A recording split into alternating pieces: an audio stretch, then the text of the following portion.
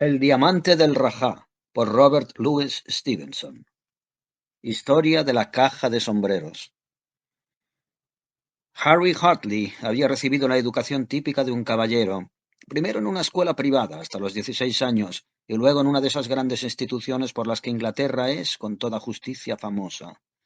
En esa época manifestó una notable antipatía por los estudios, y como el único de sus progenitores que seguía con vida era débil e ignorante, le permitió consagrar su tiempo a cuestiones frívolas y puramente mundanas. 2 años más tarde quedó huérfano y casi en la miseria. Tanto por su naturaleza como su formación, Harry era incapaz de dedicarse a ningún propósito activo e industrioso. Sabía cantar cancioncillas románticas con un discreto acompañamiento de piano. Era un caballero gentil, pero tímido. Le gustaba jugar al ajedrez. Y la naturaleza lo había arrojado a este mundo con el físico más atractivo que imaginarse pueda. Rubio y sonrosado, con ojos de paloma y una amable sonrisa, tenía un aspecto agradable, tierno y melancólico, y unos modales sumisos y acariciadores. Pero dejando eso aparte, no era el hombre más idóneo para capitanear un ejército o regir los asuntos del Estado. Un golpe de suerte y el uso de ciertas influencias le valieron a Harry en aquel luctuoso momento el puesto de secretario personal del general de división Sir Thomas Vandeleur, condecorado con la Orden de Bath.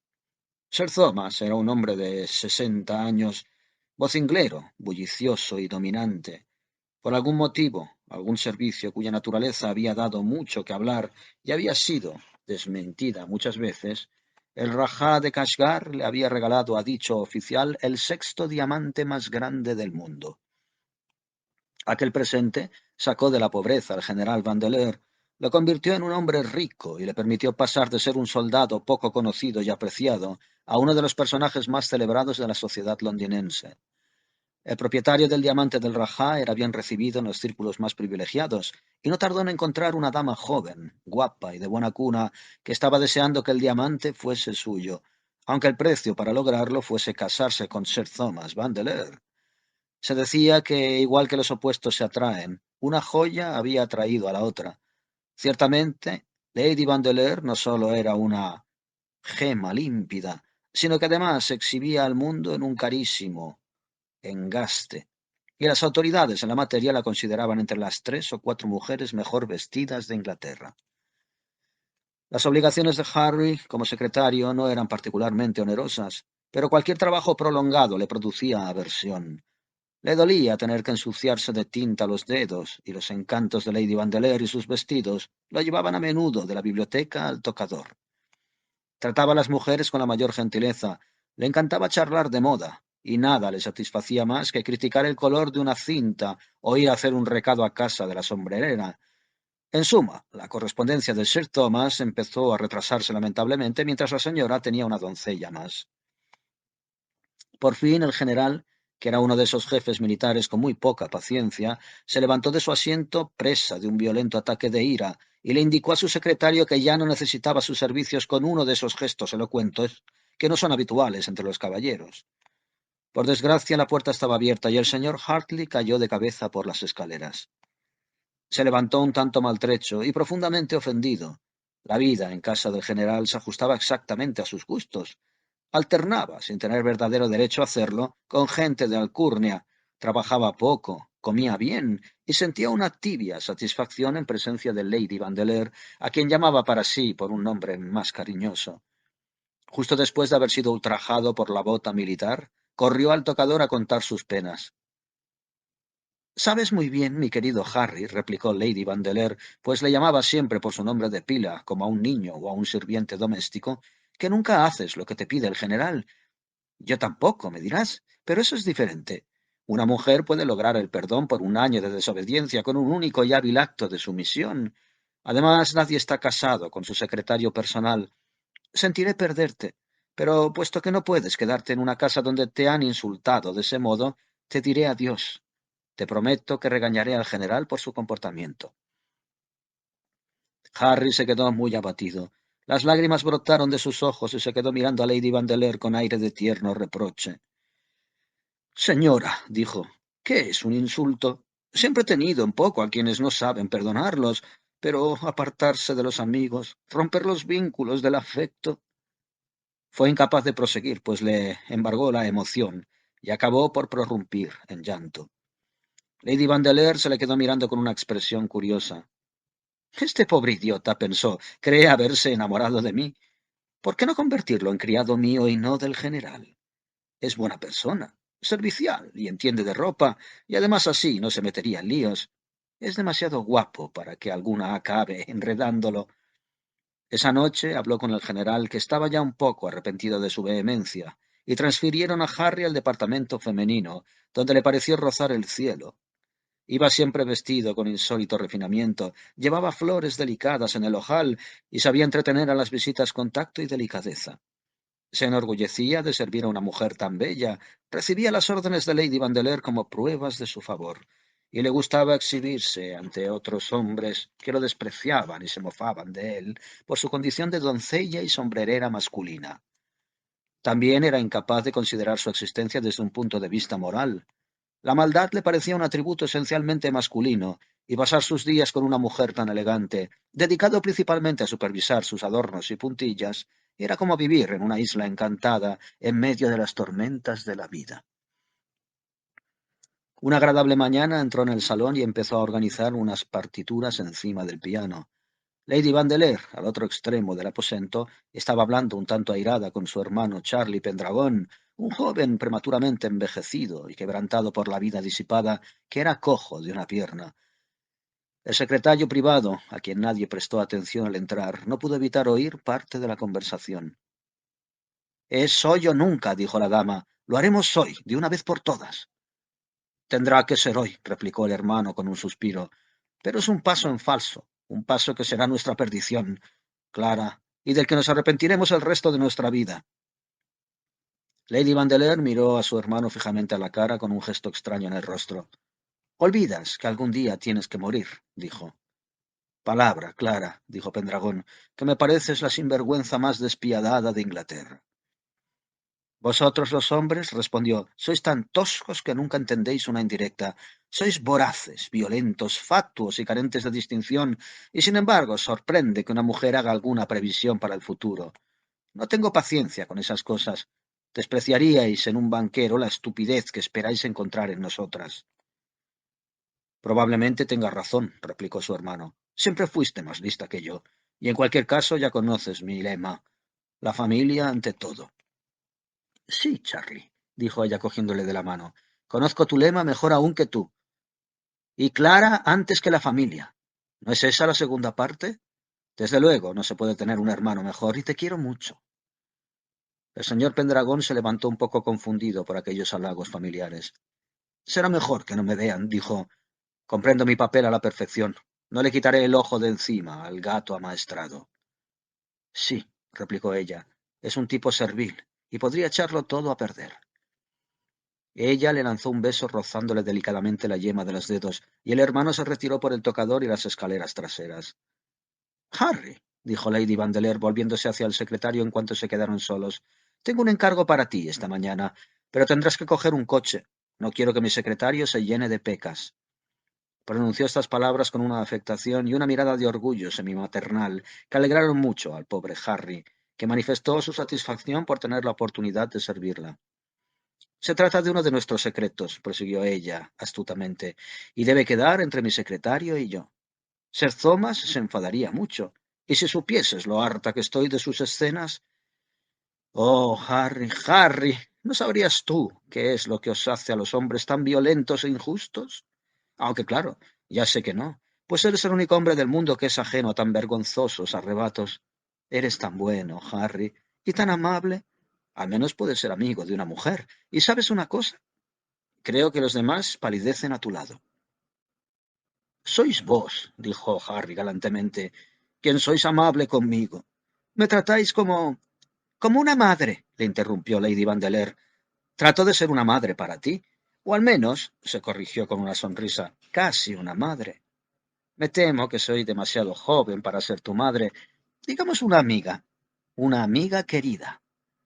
Hizo una pausa lo bastante larga para que sus palabras causaran un efecto en los sentimientos de Harry, pero no lo bastante para que él pudiera responderle. Pero todo esto está de más, prosiguió. Encontrarás una caja de sombreros a la izquierda del armario de roble. Está debajo de la combinación rosa que llevé el miércoles con mi vestido de encaje de malinas. Llévalo enseguida a esta dirección. Y le entregó un papel. Pero no lo sueltes bajo ningún concepto hasta que te den un recibo de mi puño y letra. ¿Comprendes? Contesta, por favor, contesta. Es muy importante y necesito que prestes atención. Harry la tranquilizó repitiendo sus instrucciones al pie de la letra.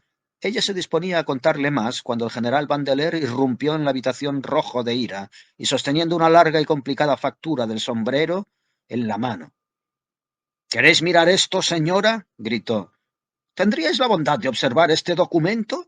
Sé muy bien que os casasteis conmigo por mi dinero y espero poder permitiros tantos lujos como cualquiera de mis colegas, pero por Dios que pienso poner fin a este vergonzoso despilfarro. Señor Hartley, dijo Lady Vandeleur, creo que ya sabéis lo que tenéis que hacer. ¿Puedo pediros que os pongáis manos a la obra enseguida? ¡Alto! Dijo el general dirigiéndose a Harry. Tengo algo que deciros antes de que os marchéis. Luego se volvió otra vez hacia Lady Vandeleur. ¿A qué recado habéis enviado a este joven tan encantador? Preguntó. Dejad que os diga que desconfío de él tanto como de vos. Si tuviese un ápice de dignidad le avergonzaría seguir en esta casa. Me gustaría saber qué es lo que hace para ganarse el sueldo. ¿Qué encargo le habéis hecho, señora? ¿Y a qué vienen tantas prisas? Creí que teníais algo que decirme en privado, replicó la señora. Hablasteis de un recado, insistió el general. No tratéis de engañarme en mi presente estado de ánimo. Estoy seguro de haberos oído decir algo de un recado. Si insistís en poner a vuestros criados al corriente de nuestras humillantes discusiones, replicó Lady Vandeleur, tal vez sería mejor pedirle al señor Hartley que tomara asiento, ¿no? Prosiguió. Entonces podéis iros, señor Hartley. Confío en que recordéis todo lo que habéis oído en esta habitación. Puede que os sea de utilidad. Harry huyó enseguida del salón y mientras corría escaleras arriba, oyó la voz del general que se desgañitaba en una arenga altisonante y la voz más fina de Lady Vandeleur que respondía con gélidas réplicas en cada pausa. Con cuánta cordialidad admiró a aquella mujer. Qué habilidad para evitar las preguntas improcedentes. Qué seguridad para repetir sus instrucciones bajo el fuego enemigo. Y por otro lado, cuánto detestaba a su marido. Los acontecimientos de aquella mañana no tenían nada de raro, pues estaba acostumbrado a servir a Lady Vandeleur en misiones secretas, sobre todo relacionadas con la sombrerería. Él sabía muy bien que en aquella casa guardaban un esqueleto en el armario. Las insondables extravagancias y las desconocidas obligaciones de la mujer hacía tiempo que habían consumido su fortuna personal y amenazaban todos los días con engullir también la del marido. Una o dos veces al año la ruina y el oprobio parecían inminentes, y Harry se pasaba el día recorriendo las tiendas de todo género de proveedores, alegando pequeños embustes y pagando anticipos a cuenta del total, hasta que pasaba la mala racha y la dama y su secretario recobraban el aliento. Pues Harry estaba entregado en cuerpo y alma a aquel bando en dos sentidos. No sólo adoraba a Lady Vandeleur y temía y despreciaba a su marido, sino que además compartía su afición por la vestimenta elegante y su único capricho era el sastre. Encontró la sombrerera, donde le habían dicho, se arregló con cuidado y salió de la casa. Lucía el sol. La distancia que tenía que recorrer era considerable y recordó con desánimo que la repentina irrupción del general había impedido a Lady Vandeleur darle dinero para el coche. En un día tan caluroso era más que probable que se le estropeara el cutis, y recorrer todo Londres con una sombrerera bajo el brazo era una humillación casi insoportable para un joven de su carácter. Se detuvo a pensar. Los Vandeleur vivían en Eaton Place. Su destino estaba cerca de Notting Hill.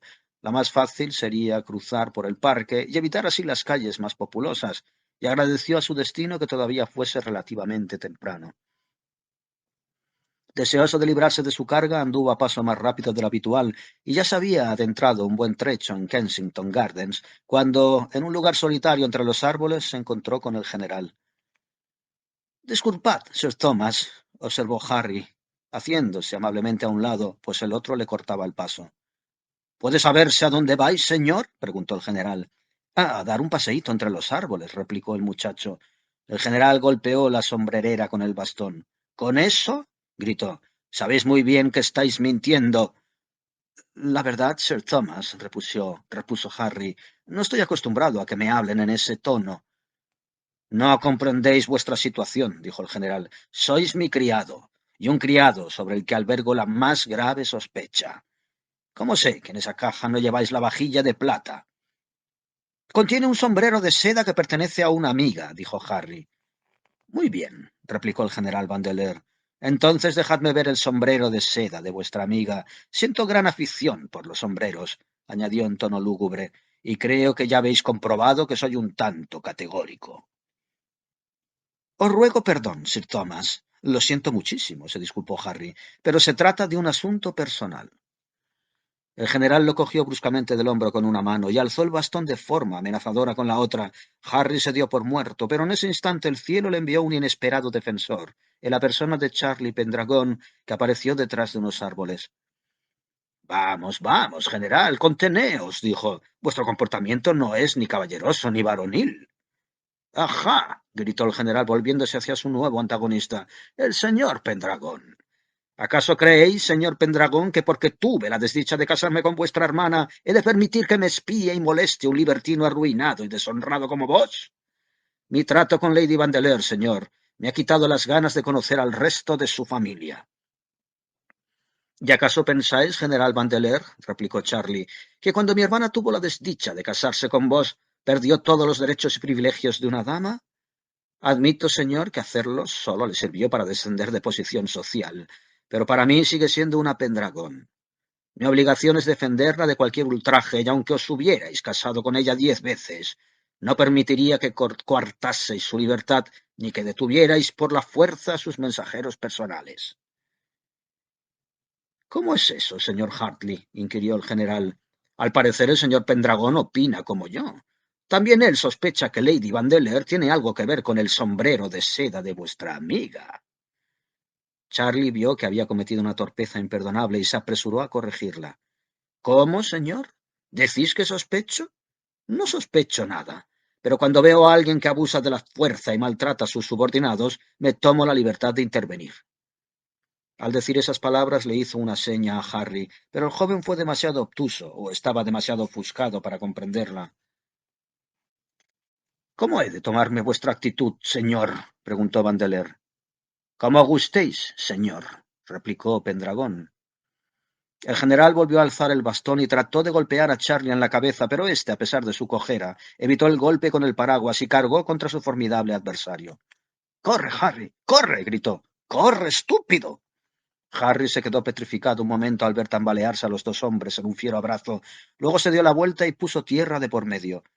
Al volver la vista atrás vio al general postrado bajo la rodilla de Charlie, aunque haciendo esfuerzos desesperados por invertir la situación.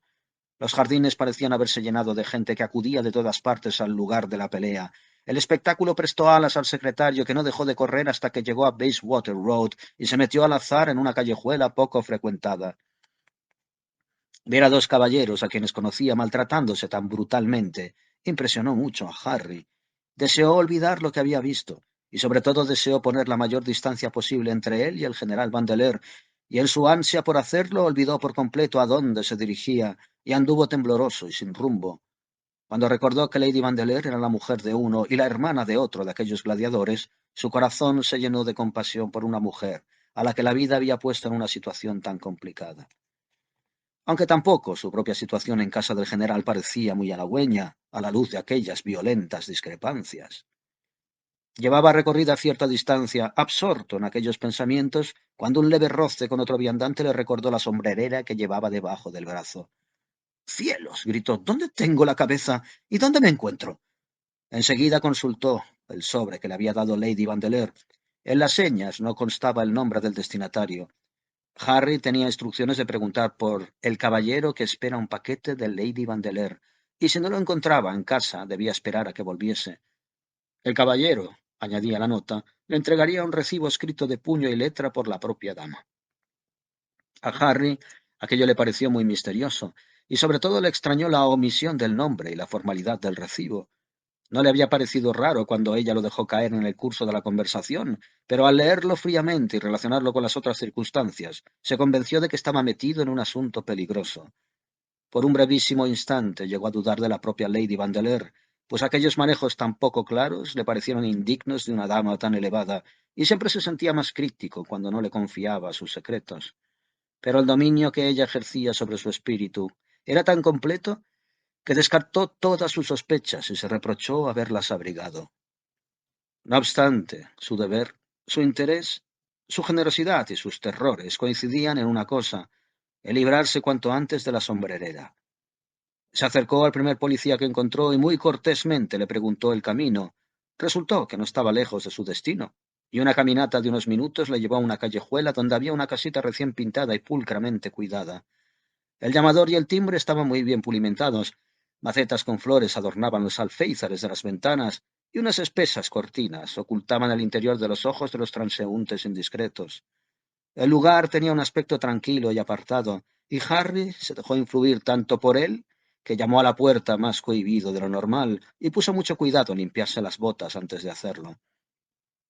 Una criada con cierto atractivo personal abrió enseguida la puerta y dio la impresión de mirar al secretario con mirada amable.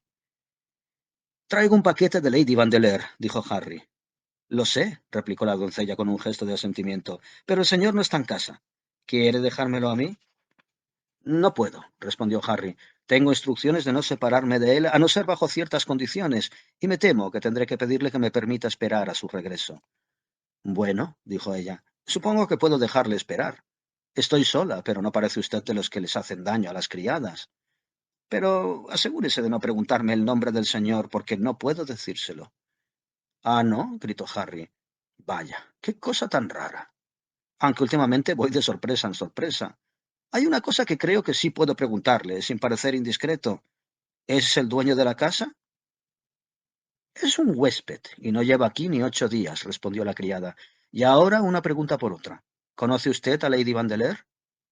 Soy su secretario personal, replicó Harry con modesto orgullo. Es guapa, ¿verdad? prosiguió la criada. Oh, muy hermosa, gritó Harry. Es encantadora, y buena, y amable, además. Usted también parece muy amable, repuso ella. Apuesto a que vale usted más que una docena de señoras Vandeleur. Harry se escandalizó. ¿Yo? Gritó. No soy más que un secretario. ¿Lo dice por mí? Dijo la chica. Porque yo soy solo una criada, y a mucha honra. Luego, complacida, al ver la evidente confusión de Harry, añadió. Sé que no quería decir eso. Me cae usted simpático, pero no me gusta la señora Vandeleur. Oh, esas señoronas, gritó.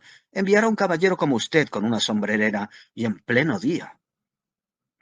Todo ese tiempo habían estado en el mismo sitio, ella en el umbral y él en la acera, con la cabeza descubierta por el calor y la sombrerera en la mano. Pero al oír aquellas palabras, Harry, que era incapaz de soportar unos elogios tan directos de su persona o las miradas alentadoras de las que iban acompañadas, empezó a cambiar de actitud y a mirar a uno y otro lado avergonzado. Al hacerlo, volvió la vista hacia el otro extremo del callejón y con gran consternación cruzó su mirada con la del general Vanderleer. El general, ofuscado por el calor, la prisa y la indignación, había estado recorriendo las calles en busca de su cuñado, pero en cuanto vio al delictivo secretario, cambió de intención, dio nuevos cauces a su rabia, se volvió y echó a correr hacia la callejuela entre gestos truculentos y vociferantes. Harry empujó a la criada al interior de la casa y le cerró la puerta a su perseguidor en las narices. ¿Es posible atrancar la puerta? ¿Quedará bien segura? Preguntó Harry, mientras el eco de los albadonazos hacía resonar la casa como una andanada. ¿Por qué? ¿Qué le pasa? Preguntó la criada. ¿Es por ese anciano? Si me coge, susurró Harry, ya puedo darme por muerto. Lleva todo el día persiguiéndome. Tiene un bastón Stock y es un militar destinado en la India. Vaya modales, gritó la criada. ¿Y cómo se llama ese caballero? Es mi amo, el general, respondió Harry. Quiere la sombrerera. ¿No se lo había dicho? Gritó la criada con aire triunfal. Ya le avisé de que no me fiaba de esa Lady Vandeleur, y si tuviera usted ojos en la cara se habría dado cuenta de la clase de persona que es. Una fresca y una desagradecida, como si lo viera. El general renovó sus ataques con el aldabón, e irritado por la espera empezó a dar patadas y golpes en la puerta. Es una suerte que esté sola en casa, observó la chica. Su general puede aporrear la puerta hasta cansarse sin que nadie vaya a abrirle. Sígame.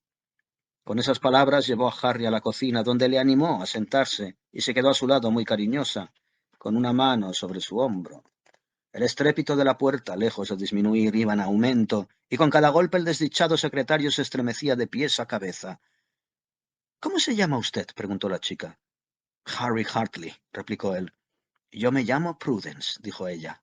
¿Le gusta? Mucho, respondió Harry. Pero escuche por un momento cómo golpea la puerta al general. Acabará por entrar y luego, en nombre de Dios, ¿qué otra cosa me espera sino la muerte? Se altera usted demasiado y sin motivo, respondió Prudence. Déjele que golpee todo lo que quiera, solo conseguirá arañarse los nudillos. ¿Cree que le tendría a usted aquí si no estuviese segura de poder salvarle? Oh, no. Siempre me porto bien con quienes me son simpáticos. Hay una puerta trasera que da a la otra calle.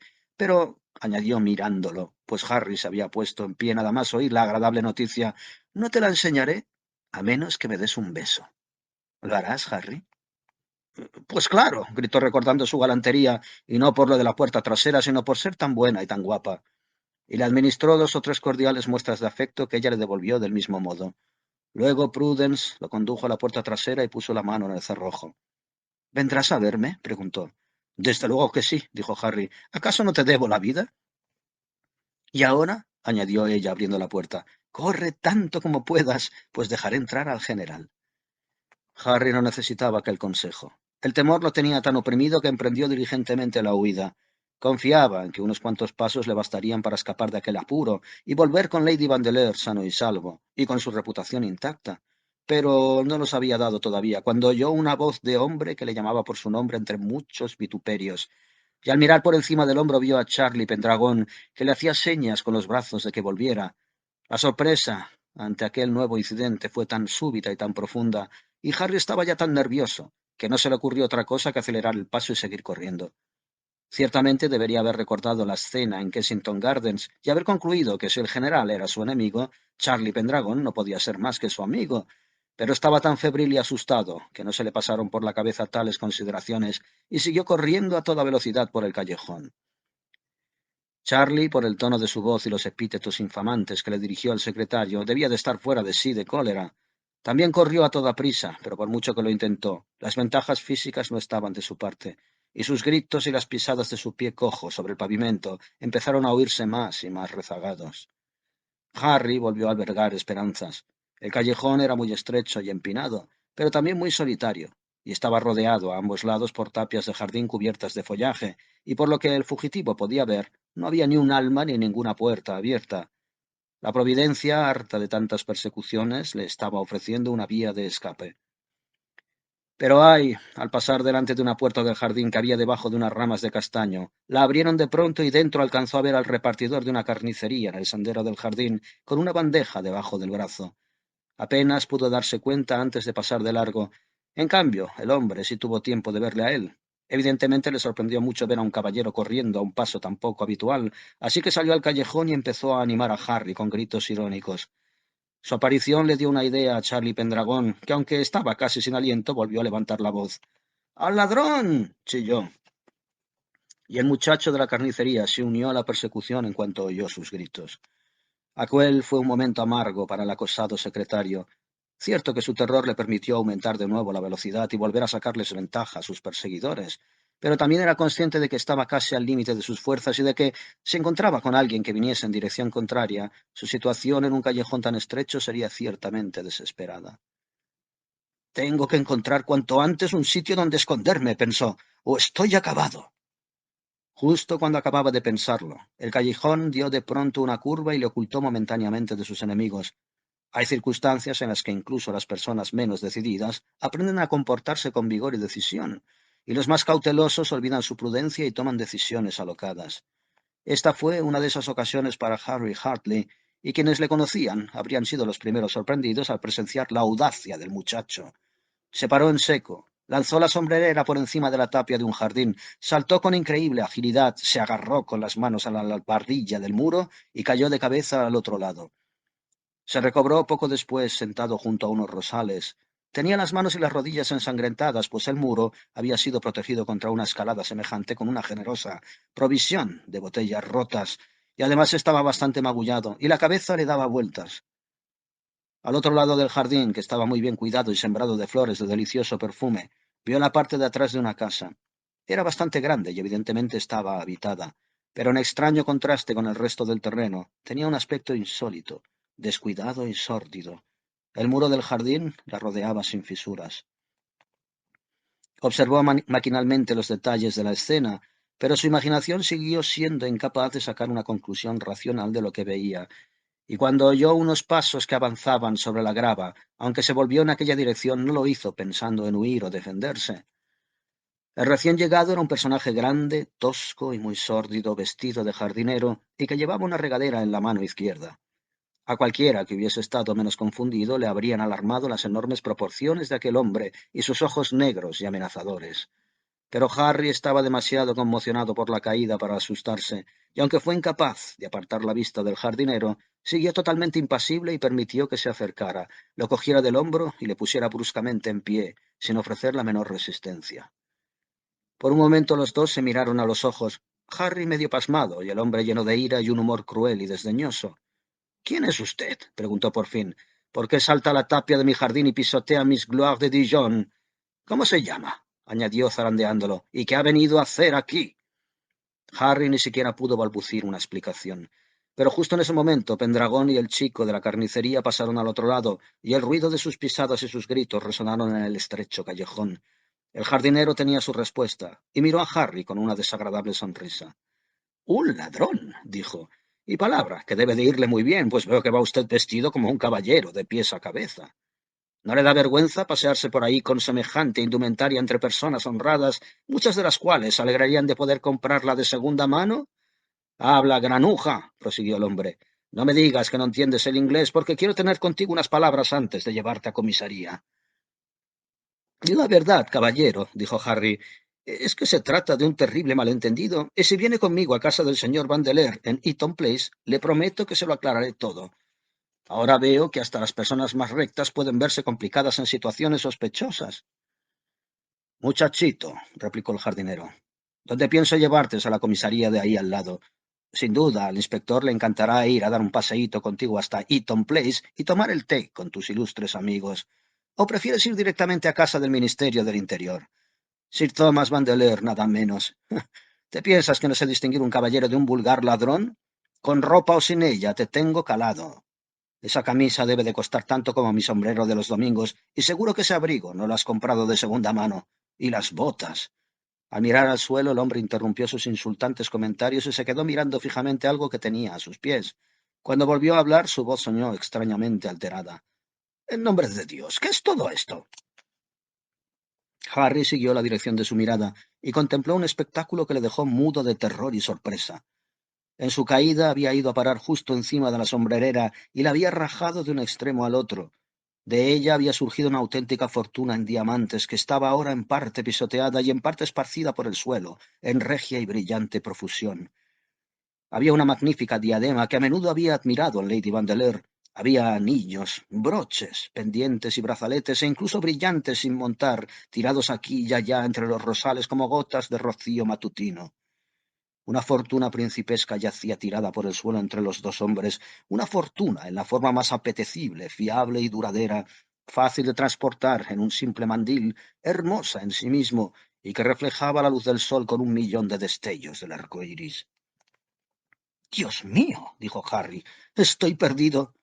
Su imaginación rememoró todo a la velocidad incalculable del pensamiento y empezó a comprender sus aventuras de aquel día, a concebirlas como un todo y a reconocer el triste embrollo en que se había metido por culpa de su carácter y su mala suerte.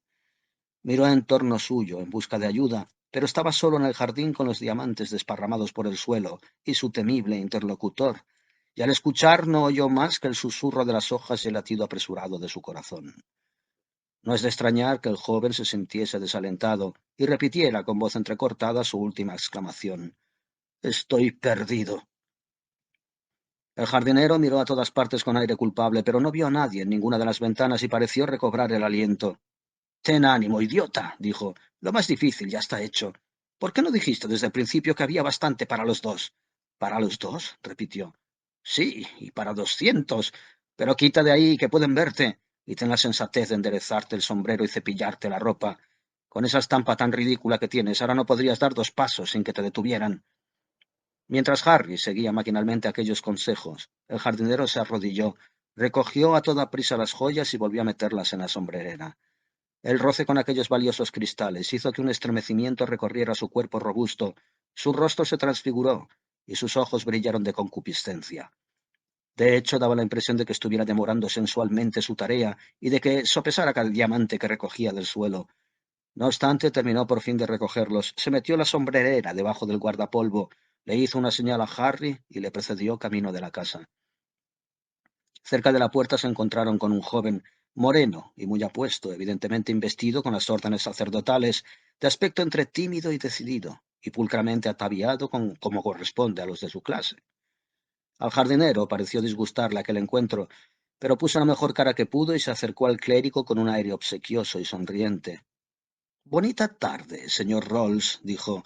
Una tarde preciosa, tan cierto como que Dios nos hizo a todos.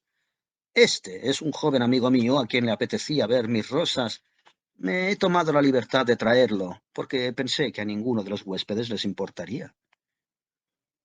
Por mi parte, replicó el reverendo señor Rolls, no tengo objeciones, ni creo que a los demás les moleste semejante pequeñez. El jardín es suyo, señor Rayborn. Debemos tenerlo presente, y ya que nos da la libertad de pasear por él, sería muy poco elegante que abusásemos de su educación e impidiéramos el solaz de sus amigos. Aunque ahora que lo pienso, añadió, creo que conozco a este caballero. Si no me equivoco, es el señor Hartley. Lamento ver que ha sufrido usted una caída. Y le tendió la mano. Una especie de orgullo femenino y el deseo de retrasar en lo posible la necesidad de dar una explicación impulsaron a Harry a rechazar aquella posible ayuda y a negar su propia identidad. Prefirió la amable compasión del jardinero, que al menos no le conocía, a la curiosidad y tal vez las sospechas de un desconocido. Me temo que está usted confundido, dijo. Yo me llamo Tomlinson y soy amigo del señor Rayborn. ¿Ah, sí? Dijo el señor Rolls. El parecido es asombroso. El señor Rayborn, que había asistido sobre ascuas a la conversación, pensó que ya era hora de ponerle fin. Que tenga un paseo agradable, señor, dijo, y se llevó a Harry al interior de la casa y luego a una habitación con vistas al jardín. Lo primero que hizo fue bajar la persiana, pues el señor Rolls seguía donde lo habían dejado, entre perplejo y pensativo. Luego vació la sombrera rota sobre la mesa y se plantó delante del tesoro con una arrobada expresión de avaricia, mientras se frotaba los muslos con las manos. El espectáculo del rostro de aquel hombre bajo la influencia de una emoción tan rastrera añadió otra punzada de angustia a las muchas que ya sufría Harry. Parecía increíble que después de llevar una vida tan ociosa y delicada se encontrara de pronto en compañía de personas tan sórdidas y criminales. No tenía ningún acto delictivo en la conciencia y sin embargo estaba sufriendo la más terrible y cruel de las condenas, el miedo al castigo, la sospecha de las personas honradas y la sociedad y la contaminación de sujetos viles y brutales. Sintió que con gusto daría la vida por escapar de la habitación y la proximidad del señor Rayborn. Y ahora, dijo éste después de separar las joyas en dos partes casi iguales y apartar una para él, en este mundo todo tiene un precio y a veces muy agradable. Sepa, señor Harley, si es que se llama así, que soy un hombre de temperamento pacífico y que mi buen natural no me ha traído más que problemas. Si quisiera, podría quedarme con todas estas piedras y usted no se atrevería ni a rechistar. Pero creo que me ha caído usted simpático, pues no tengo corazón para pelarle de ese modo. Así que le propongo repartírnoslas. Y estas, señaló los dos montones, son las proporciones que me parecen más justas. ¿Puedo preguntarle si tiene usted alguna objeción? No soy de los que se pelean por un broche más o menos. Pero, señor, gritó Harry, lo que me propone es imposible.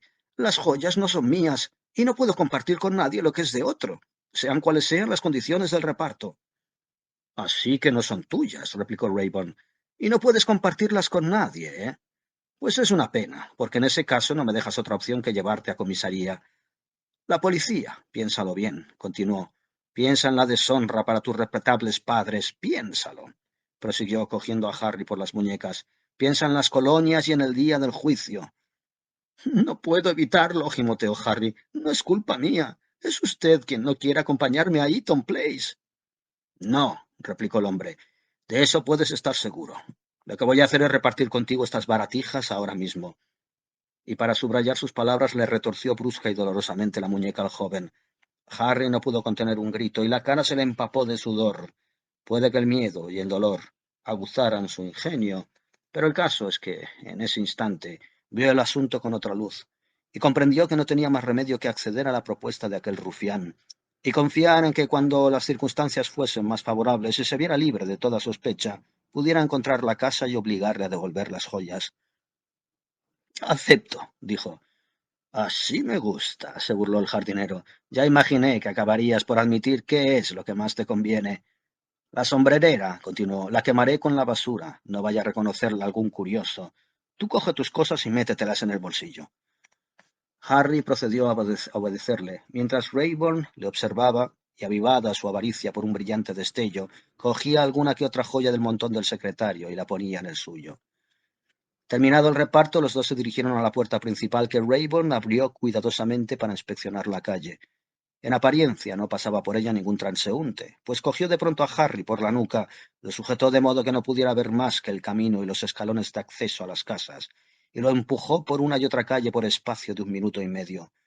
Harry contó 3 esquinas antes de que aquel matón lo soltara, y al grito de «¡Y ahora largo de aquí!» lanzara de cabeza al muchacho con una patada certera y atlética. Cuando Harry se recobró, aturdido y sangrando copiosamente por la nariz, el señor Rayburn había desaparecido. Por primera vez la rabia y el dolor sobrecogieron por completo al muchacho, que rompió a llorar y se quedó sollozando en mitad de la calle. Después de aliviar así sus emociones, empezó a mirar a su alrededor y leyó los nombres de las calles en cuya intersección lo había abandonado el jardinero. Seguía estando en una zona poco frecuentada del oeste de Londres, llena de villas con jardines, pero pudo ver a varias personas en una ventana que, evidentemente, habían sido testigos de su desdicha, y justo después una criada llegó corriendo de la casa y le ofreció un vaso de agua. Al mismo tiempo, un sucio vagabundo que había estado merodeando por el barrio se le acercó desde el otro lado. «Pobre hombre», dijo la criada, «vaya manera de tratarle. Pero mire, si tiene las rodillas cortadas y lleva el traje hecho una pena. ¿Conoce usted al canalla que le ha hecho esto?» «Desde luego», gritó Harry, un poco reconfortado por el agua, «y daré con su casa, a pesar de sus preocupaciones. Le aseguro que pagará caro lo que me ha hecho». «Será mejor que entre en casa a lavarse y arreglarse un poco», continuó la criada. «Mi señora le recibirá bien, no tema. Y mire, ya puesto recogeré su sombrero». «Dios mío», gritó, «pero se ha dejado usted la calle sembrada de diamantes». Y así era. Más de la mitad de lo que había correspondido después de que le desvalijara el señor Rayburn se le había salido de los bolsillos, al caer rodando al suelo, y estaba otra vez brillando por tierra. Dio gracias, porque la doncella hubiese tenido tan buena vista. Dentro de lo malo, podía haber sido peor, pensó recobrar. Aquellos pocos le pareció tan importante como la pérdida de los otros. Pero ay, al ir a agacharse para recoger aquel tesoro, el vagabundo arremetió contra él. Tiró al suelo a Harry y a la doncella de un empujón, cogió 2 puñados de diamantes y huyó corriendo calle abajo con sorprendente agilidad. En cuanto pudo volver a ponerse en pie, Harry salió dando gritos en persecución del ladrón, pero éste tenía los pies muy ligeros y probablemente conocía bien la zona, pues por muchas vueltas que dio el perseguidor no pudo encontrar ni rastro del fugitivo. Presa del más profundo desánimo, Harry volvió a la escena de su desgracia, donde la criada, que seguía esperándole, le devolvió honradamente su sombrero y el resto de los diamantes caídos. Harry le dio las gracias de todo corazón, y como ya no estaba de humor para economías, se fue a la parada de coches más cercana y pidió que le llevaran a Eaton Place. La casa a su llegada estaba en plena confusión, como si hubiese ocurrido una desgracia en la familia, y los criados que se arremolinaron en el vestíbulo no pudieron, o tal vez no quisieron, contener la alegría al ver la figura andrajosa del secretario. Él pasó de largo con toda la dignidad que pudo reunir y se fue directo al tocador. Al abrir la puerta se encontró con un espectáculo sorprendente e incluso amenazador, pues sus ojos contemplaron al general, a su mujer y nada menos que a Charlie Pendragon, reunidos y hablando muy serios de algún asunto de importancia. Harry comprendió enseguida que no tenía mucho que explicar.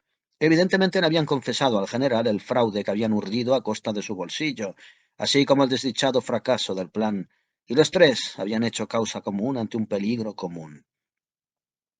«Gracias a Dios», gritó Lady Vandeleur. «Aquí lo tenemos. La sombrerera. Harry, la sombrerera». Pero Harry se quedó mirándolos abatido y silencioso. «Habla, habla. ¿Dónde está la sombrerera?» Y los hombres repitieron su pregunta con gestos amenazadores. Harry sacó un puñado de joyas del bolsillo. Estaba muy pálido. «Es todo lo que queda», dijo. «Juro por Dios que no ha sido culpa mía, y si tenéis paciencia, aunque mucho me temo que algunos se hayan perdido para siempre, podréis recuperar los otros». «¡Ay!», gritó Lady Vandeleur, «todos nuestros diamantes perdidos, y yo debo 90.000 libras en vestidos». «Señora», dijo el general, «podíais haber tirado todo el arroyo. Podíais haber contraído deudas por 50 veces más. Podíais haberme robado la diadema y el anillo de mi madre, y la naturaleza habría prevalecido tal vez, y me habría impulsado a perdonaros. Pero, señora, os llevasteis el diamante del Rajá, el ojo de luz, como lo llamaron poéticamente los orientales, el orgullo de Kashgar. Me habéis robado el diamante del Rajá, gritó alzando los brazos, y todo ha terminado entre nosotros. Creedme, general Vandeleur, replicó ella, este es uno de los discursos más entretenidos que jamás os he oído pronunciar, y ya que vamos a arruinarnos, casi me alegro del cambio, ya que así podré librarme de vos.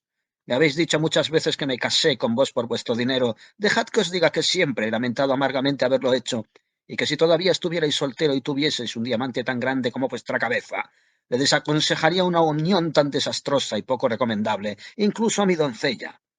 En cuanto a vos, señor Hartley, continuó volviéndose hacia el secretario, ya habéis demostrado suficientemente vuestras valiosas cualidades en esta casa. Nos habéis persuadido de que carecéis tanto de hombría como de sensatez y orgullo, y solo veo una salida para vos. Que os marchéis de aquí cuanto antes y, a ser posible, no volváis nunca. En cuanto a vuestro sueldo, podéis reclamarlo como acreedor tras la bancarrota de quien hasta ahora ha sido mi marido. Harry apenas había comprendido el significado de tan insultantes palabras, cuando el general le dirigió estas otras. Y entre tanto, dijo aquel personaje, acompañadme a la comisaría más cercana. Podéis engañar a un sencillo soldado, señor, pero la mirada de la ley sabrá leer vuestro deshonroso secreto. Si tengo que pasar mi vejez en la pobreza por vuestras taimadas intrigas con mi mujer, al menos me aseguraré de que no quedéis sin castigo.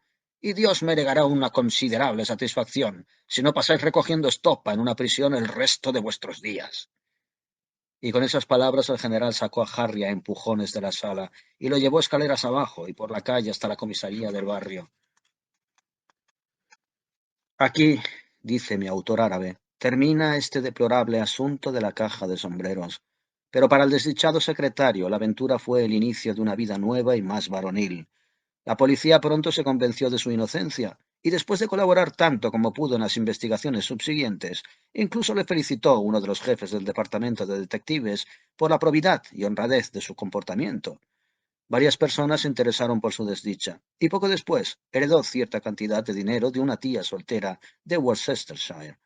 Con eso pudo casarse con Prudence y se embarcó para Bendigo, o según otra fuente, para Trincomalee, muy satisfecho y lleno de esperanzas para el futuro.